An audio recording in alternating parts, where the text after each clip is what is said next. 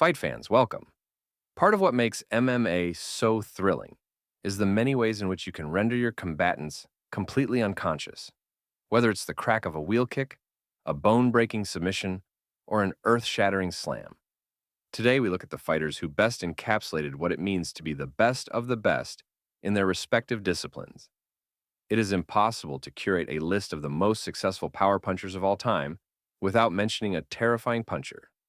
Francis Ngannou has the world record for the most powerful punch. His punch is the equivalent to 96 horsepower, which is equal to getting hit by a Ford Escort going as fast as it can.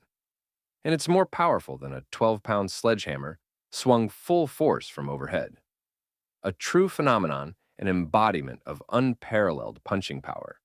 Francis produced some of the scariest knockouts of all time. But the threat of being sent to the Shadow Realm has not left with Francis's departure to PFL.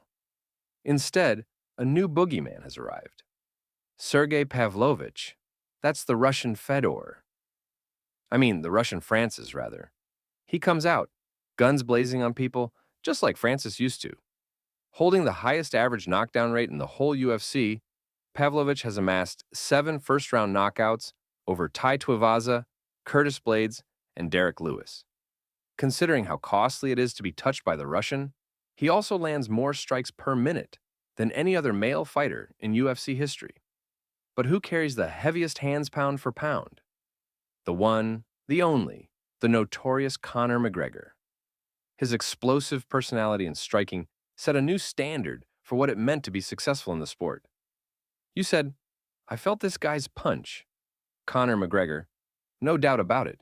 You put Conor at the top. Yeah, as the biggest puncher I've fought? Yeah, he's a special individual for sure. Wow.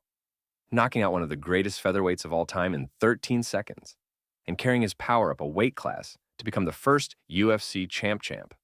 That looks good. Conor McGregor's precision and power solidified his position as the hardest hitter pound for pound. One of the most painful and debilitating strikes in MMA, the leg kick. Utilized by many great fighters like Iguchi, Aldo, and Barboza. However, the most vicious calf kicks of all time could be argued to belong to Douglas Lima. He's the best fighter I've ever fought. Although leg kicks undoubtedly leave opponents in agony, nothing in MMA is more visually shocking than the head kick KO. The man responsible for more decapitations than anyone is Mirko Krokop. The most well-rounded kicker we have seen to grace the cage, however, is undoubtedly Edson Barboza Jr. Responsible for some of the most exciting and dynamic moments in MMA history, acrobatic fighters such as Raymond Daniels have blessed us with some spectacles. Part of what makes this style so effective is unpredictability, something Michael Venom Page has utilized, another fighter known for having a move set out of a video game. Pushing the boundaries of what was possible to pull off in a fight, not only was he an incalculable puzzle on the feet, but brought the same dynamism to his wrestling and submission game. The most successful acrobatic fighter, however, is surely former interim featherweight champion Yair Rodriguez. With a flair for spontaneous violence, it's not hard to see why Yair has the most performance of the night bonuses in the featherweight division. The ability to get the fight to the ground is arguably one of the most crucial aspects of MMA to master, one which Olympic gold medalist and former double champ is all too familiar with, despite having no formal background in the sport. Some of the most dominant wrestling ever witnessed in MMA belongs to George Rush St. Pierre. I remember this strength, and another thing I remember about George is he would not stop a technique ever until it was perfect. A 2-weight world champion who still holds the record for highest takedown accuracy and most takedowns landed in history. Rush pioneered gamifying the takedown by blending them seamlessly with his striking to win rounds and belts. During his time in the sport, nobody demonstrated dominance on the ground like the Eagle. No fighter in history has won a UFC title and retired while taking less damage than heavy and left the sport undefeated and undisputed.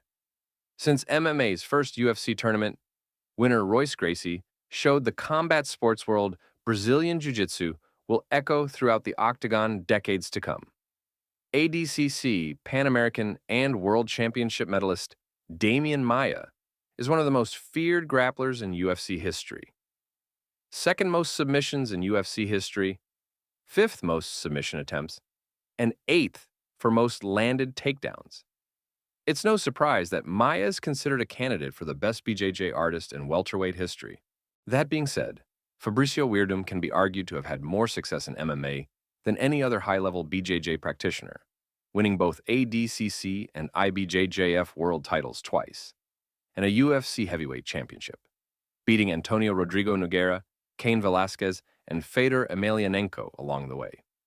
Although not as decorated as Werdum in BJJ, Charles do Bronx Oliveira has undoubtedly used his grappling to take more scouts.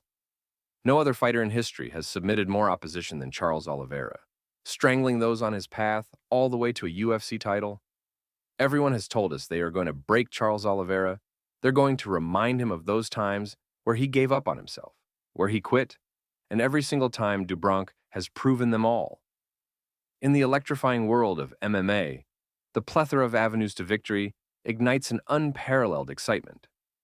MMA's beauty lies in its ability to blur the lines between disciplines, crafting a symphony of tactics that keeps enthusiasts on the edge of their seats.